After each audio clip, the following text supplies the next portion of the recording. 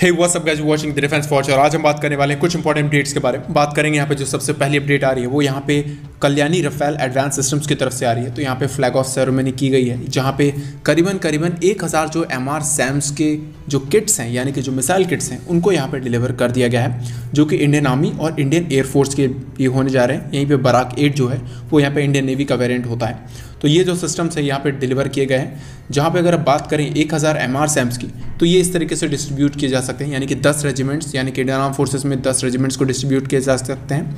जहाँ तक कि आप कह सकते हो 12 लॉन्चर्स जो होंगे वो भी यहाँ पे दिए जा सकते हैं, जिसमें 3 बैटरीज होंगी, साथ साथ 4 लॉन्चर्स पर रेजिमेंट को ईजिली ये चीज़ें डिस्ट्रीब्यूट की जा सकती हैं। यानी कि एक अच्छे खासे नंबर में हमारे जो फोर्सेस हैं उनके पास ये जो मिसाइल डिफेंस सिस्टम्स है ये पूरी तरीके से रहेगा, यानी कि उन्हें लैस कर दिया जाएगा। साथ ही साथ अभी जो ये सिस्टम्स मिल गए हैं यानी कि इसके जो एडवांस किट्स मिल गए हैं, तो ये सेट्स किट्स जो होंगे वो भारत डायनामिक्स लिमिटेड के पास जाएंगे, जो कि फर्दर और फ्यूचर इंटीग्रेशन जो होगा, यानी कि आगे जो भी चीज़ें इसमें लगाई जाएंगी, जो सेंसर्स लगाए जाएंगे, जो बाकी सिस्टम्स लगाए जाएंगे, बूस्टर्स लगाए जाएंगे, इन सभी चीज़ों को वहाँ पे जाके असेंबल किया जाएगा। उसके बाद कुछ टेस्ट भी परफॉर्म किए जाएंगे और उसके बाद इसको इंडियन आर्मी और इंडियन एयरफोर्स को फॉर्मली दे दिया जाएगा। उसके बाद इंडियन आर्मी और एयरफोर्स इसको फॉर्मली इंडक्ट भी कर लेगी, यानी कि जब सारे टेस्ट क्लियर हो जाएंगे उसके बाद इसको फॉर्मली इंडक्ट कर लिया जाएगा।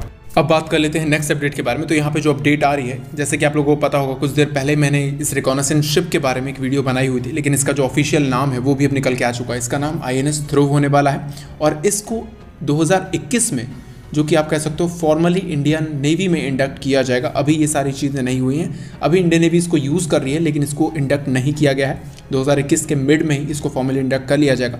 ये सारी चीज़ें पीपल लिबरेशन आर्मी नेवी को ही देख के की जा रही हैं, यानी कि जिस तरीके से उनकी साइज़ बढ़ती जा रही है। साथ ही साथ उनके पास सैटेलाइट्स भी हैं ज़्यादा, यानी कि जो इंडियन ओशन रीजन पे नज़र रख रहे हैं। डेफिनेटली हमारे पास भी हैं, हम भी उनके साउथ चाइना सी होगा या फिर इंडियन ओशन रीजन होगा इस पर नज़र रख रहे हैं, लेकिन डेफिनेटली हमें ऐसे सिस्टम्स की भी ज़रूरत है जो कि काउंटर सिस्टम्स का काम कर सके। साथ ही साथ ऐसे सिस्टम्स की भी ज़रूरत है जो कि बैलिस्टिक मिसाइल्स कहीं से भी लॉन्च हों तो उसको ईजिली डिटेक्ट कर सकें और हम उस चीज़ के लिए जो प्रिपरेशन का टाइम है वो हमें मिल सके। यानी कि आप कह सकते हो समुद्र में तैरता हुआ जो एक एवैक्स है वो यहाँ पे हमें मिल चुका है, जो कि बड़े से बड़े मिसाइल्स को भी ईजिली डिटेक्ट कर सकता है।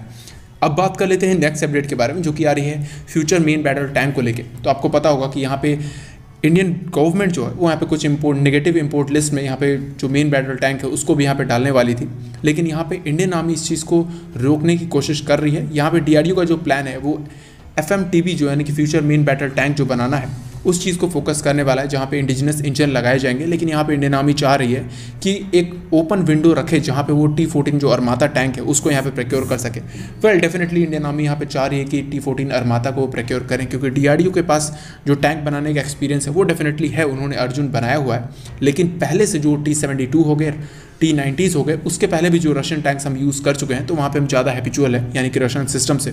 तो अगर T-14 अरमाता भी आता तो वो भी काफ़ी केपेबल टैंक है और इन फ्यूचर में उसके जो गन्स हैं उसको भी यहाँ पे चेंज कर दिया जाएगा, जिससे कि उसकी फायर पावर जो है वो कहीं ज़्यादा बढ़ जाएगी। वहीं पे बात कर लेते हैं नेक्स्ट अपडेट के बारे में। तो आप लोगों को ये पता होगा कि डिसएंगेजमेंट चल रहा है, यानी पैंगोंग TSO में पूरी तरीके से डिसएंगेजमेंट हो गया है। इंडियन आर्म फोर्सेज भी पीछे हट गई हैं और साथ ही साथ चाइनीज़ फोर्सेस भी जो वो यहाँ पे फिंगर 8 से पीछे हट गई हैं, जहाँ पे उनका बेसिकली मेन बेस है। उसके अलावा यहाँ पे डेप्सांग और हॉट स्प्रिंग्स पे बातें चल रही हैं, वहाँ से भी अभी चाइनीज़ फोर्सेस को पीछे हटना बाकी है, यानी कि कंप्लीट डिसएंगेजमेंट नहीं हुआ है। लेकिन उसी बीच ये जो अपडेट है, यानी कि ये जो पिक्चर्स हैं वो यहाँ पे निकल के आई हैं, जो कि आप कह सकते हो एक सैटेलाइट इमेजेस हैं। ये जो अपडेट है ये अनकन्फर्म्ड है, लेकिन फिर भी सैटेलाइट इमेजेस जो निकल के आई हैं वहाँ पे ये क्लियरली दिख रहा है कि फिंगर 6 से और फिंगर 8 के बीच में यहाँ पे चाइनीज़ जो बेस है, यानी कि चाइनीज़ जो एक पोस्ट है वो यहाँ पे बना लिया गया है। वो या तो चाइनीज़ जो फोर्सेस है वो यहाँ पे पेट्रोलिंग करने की कोशिश कर रही हैं, या फिर वो यहाँ पे किसी तरीके के जो एक्शंस है उसको यहाँ परफॉर्म करने की कोशिश कर रही हैं। लेकिन ये सारे जो पिक्चर्स हैं वो यहाँ पे सैटेलाइट में निकल के आए हैं, यानी कि सैटेलाइट इमेजेस में निकल के आए हैं।